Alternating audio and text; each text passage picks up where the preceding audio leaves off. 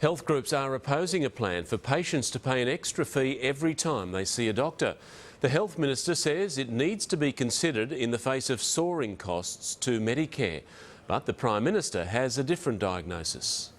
The Health Minister gets some tough medicine. Leave general practice alone. This is like a sort of a tax on the sick. We cannot go down the American road. Peter Dutton called for a national conversation on how to deal with unsustainable blowouts in health spending, asking whether more well-off Australians, including himself, should pay more to visit the doctor. Wherever people have the ability to contribute to their own healthcare needs, we should have a conversation about how much they should be contributing. Medicare costs have jumped by 124% in the past decade, paying out $18.6 billion last year, but only taking in $10 billion from the Medicare levy, leaving an $8.6 billion hole. The government's Commission of Audit is considering a $6 co-payment on patients for GP visits, saving $750 million.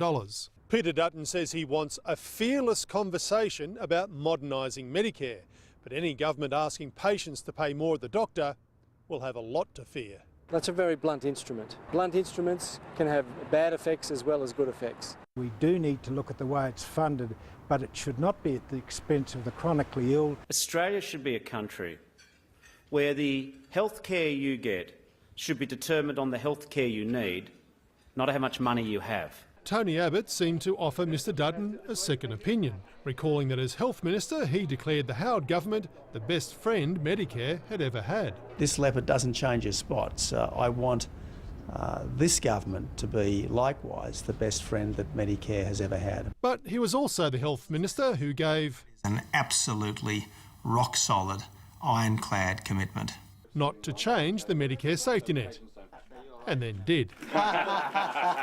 Mark Riley, 7 News.